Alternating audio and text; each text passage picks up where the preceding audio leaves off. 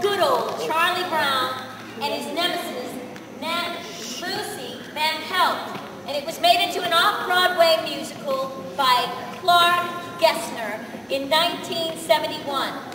Lucy's crabbiness makes her our youngest bad girl of today's show. Okay, switch time. Are you kidding? What makes you think you just come in here and take over the TV? These 5 fingers individually are nothing, but when I curl them together into a single unit, they become a fighting force terrible to be on. What channel do you want? Why can't you guys stick together like that?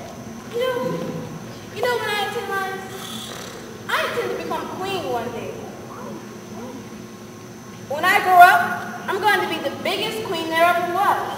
And I have a big palace with a big front lawn and have lots of beautiful dresses to wear. And when I go out to my coach, all the people will wait, and I will shout at them. Lucy, I believe that queen is an inherited title. Yeah, I'm quite sure.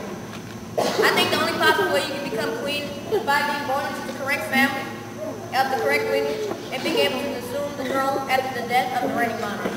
So, I don't feel that there's any possible way to become queen. Sorry.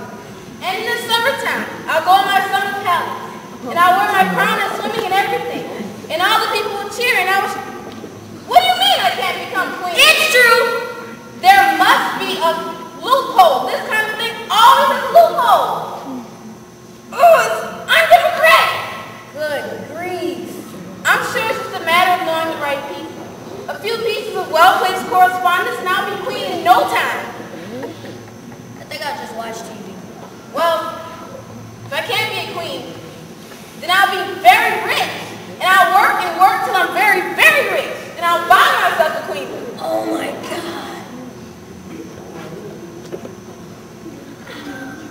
I think I'm just gonna go make a sandwich.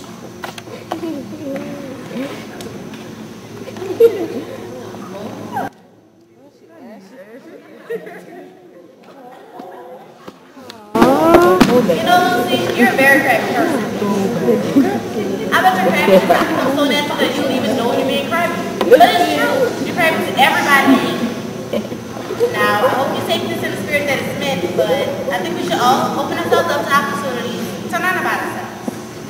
You know, I think Socrates is right when he said one of the first rules for anyone in life is know thyself. Well, guess I've said enough. Hope that is fitting with me. Well, what's Socrates got to do with anything? Did he ever get to become king, huh? Did he ever get to become king?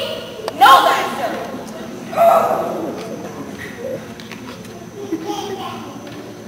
Excuse me a moment, Charlie Brown, but I was wondering if you mind answering some questions. Not at all, Lucy. What kind of questions are they? Well, I'm conducting a survey to enable me to know myself better. And first I'd like to ask you, on a scale of 0 to 100, using the standard as 50 is average, 75 is above average, and 95 is exceptional, where would you rate me in regards to crabiness? Well, Lucy, all answers will be held in the strictest confidence. that's still a very hard question to answer. Well, we can come back to that one. The next question deals with certain character traits that you may have observed. Regarding personality, would you say that mine is A, pleasing, B, forceful, or C, objectionable? Well, I guess I'd have to say forceful. Very well, then that would be the letter B. Now, the next question deals with my ability to get along with other people. Would you say that it is poor, fair, good, or excellent? Well, what do you mean by get along with people? You know, make friends, sparkle in the crowd, that sort of thing.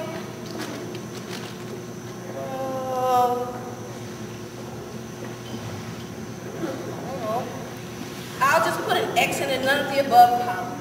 Now the next question deals with my physical appearance. Would you say that I am stunning, gorgeous, or just pretty? Well, geez, Lucy, you look just fine to me. Stunning! Okay, now the next question. We're going to go back to the first question. On a scale I of... remember the question. Well... 51? 51 is your crabbiness rating. Very well, then that about does it, Charlie Brown. Thank you for your cooperation. been appreciated. Now let's see, there's 51. None of the above, and Lucy was right. I can already feel myself being filled with the glow of self-awareness.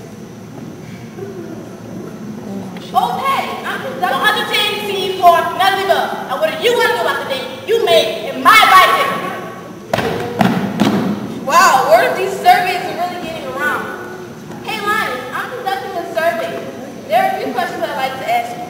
On a scale of 0 to 100, this represents 50 is average, 75 is above average, and 95 is exceptional. Where are you rating me regards to credit? You're my big sister.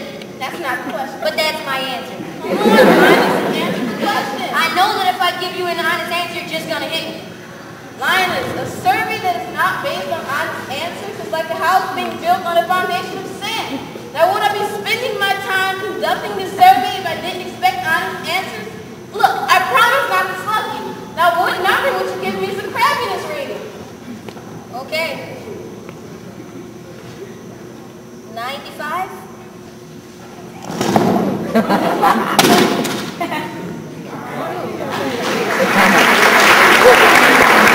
Our finale is called Cell Block Tango, in which the 5 merry murderesses of death present their defense to you, the audience. You're going to let them know whether or not you believe what it is that they're saying. From the musical Chicago. The musical is based on a 1926 play of the same name, Chicago, by a real reporter, Maureen Dallas Watkins, about actual crimes and criminals that she reported on. The facts were adapted by Cantor and Ed, 2 very famous Broadway composers and writers, and they first presented it on Broadway in 1975. And then they made it into a movie that you may have seen in 2002 called Chicago. And now presenting our finale, Cell Block Tango!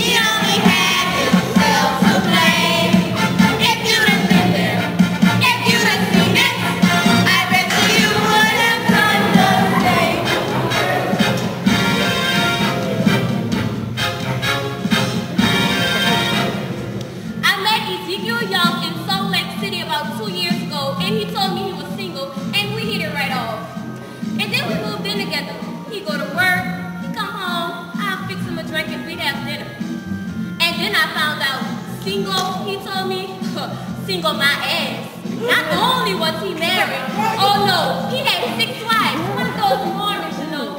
So that night when he came home, I fixed the drink as usual.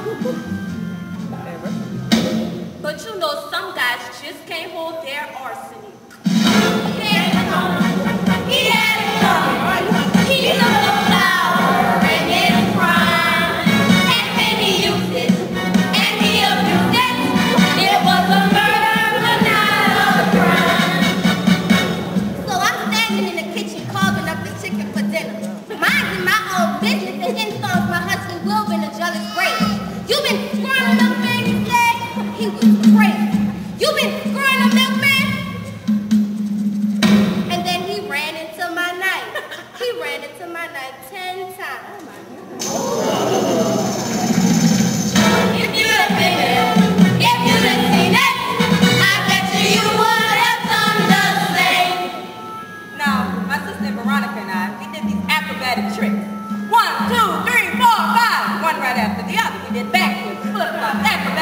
any kind you want, spread eagle. So, my husband Charlie, he used to travel with us. And one night in Sicily, we're in there drinking, boozing up, having a good old time. So, I went downstairs to get some ice because we had ran out. And when I come back, there's Charlie and Veronica doing number 17, the spread eagle. Well, I was such in a state of shock, I completely blacked out. It wasn't until I was washing the blood off my hands I even knew they were dead. Dead and coming! Dead and coming! I didn't do it! She didn't do it! If I done it, she done it! Tell me that I was wrong.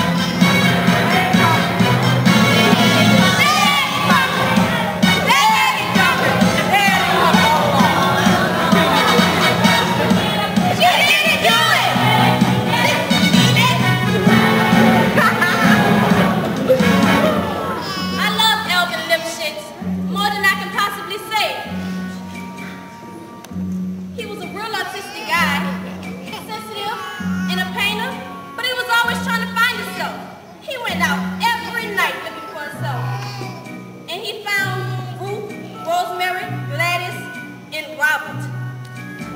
You can say that we broke up because of artistic differences. Here's myself alive.